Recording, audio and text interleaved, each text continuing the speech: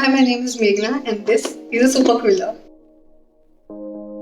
So these guys claim to be the world's first automated multifunction quilling tool manufacturers. So let's go ahead and check it out. So before we go ahead and actually open the box, there are a few details on the box that I'd like to tell you guys.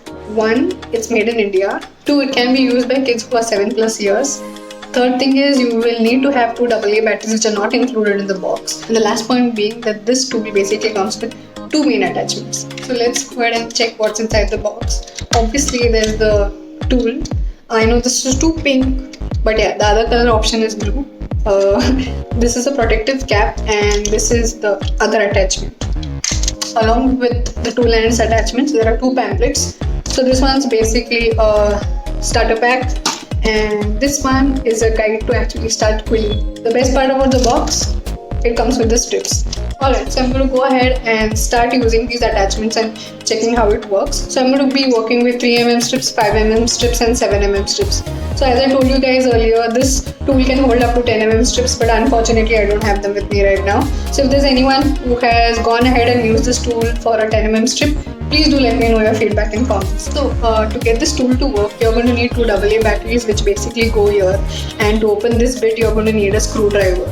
Now this bit is not mentioned on the box, nor is there a screwdriver in the box. So you're going to need two AA batteries and screwdriver as a prerequisite. So once you open the box, this is the default attachment that it comes with. And if you can notice, there's a guide here which is going to help hold the strip here. But if you see, the diameter on this is small, so you can't use this for extremely long strips. Probably we can go up to like 2 strips or 3 strips and not more. So we're going to go ahead and just use one for 3mm, 5mm and 7mm each, and let's see how that goes.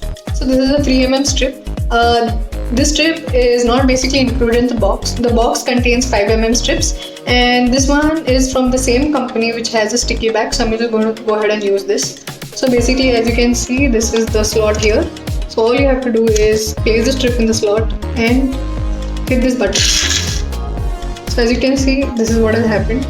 Let me just take it off and see how it looks. So as this strip is pretty thin, so what you'll have to do is pinch it and then neatly fold it, because otherwise it won't be flat enough and it won't look neat enough.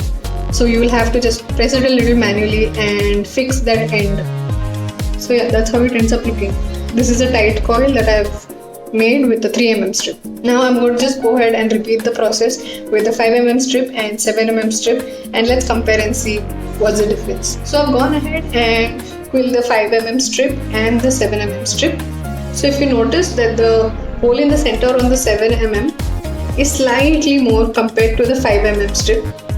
Now this could be because the 7mm strip is not from the same brand and the GSM on it is slightly higher. So what I'll do is I will give you clear images of these 3 strips that are quilled using the Super Quiller. I will also give you a comparison of these same sizes that I quill manually using the slotted tool. So now that we have experimented with this attachment, I'm going to go ahead and try this other one which claims to quill about 20 strips at a time. So to go ahead and change this attachment, all you got to do is just pull this apart and replace it with this one. So to experiment with this attachment, I am just going to go with 20 strips which are 5mm each, and I strictly suggest that you just use one strip at a time. Do not stick all of them together, because I have done it and I just ended up tangling all the paper and it was a big mess. So to continue the process, what I've done is I have stuck the second strip over the first one which is already quilled, and I'm going to hit the button.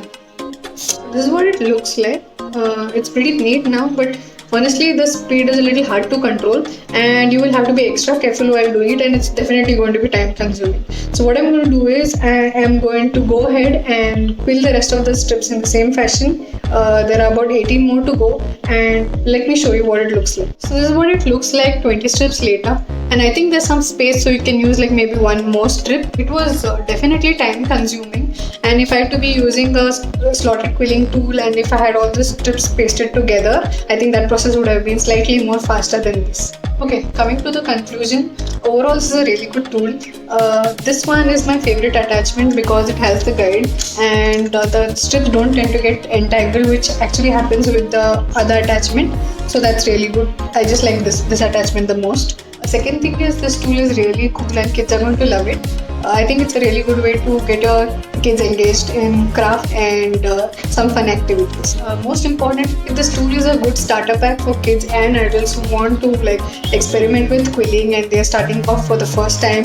So you don't really have to keep buying things separately like the quilling slotted tool itself or the strips. So if you just buy this box, I think it's a good starter pack and it's really good for beginners. So having said that, this is also good for people who've been quilling for a while and they're struggling to make repetitive shapes and loose coils. So this is really good for them as well.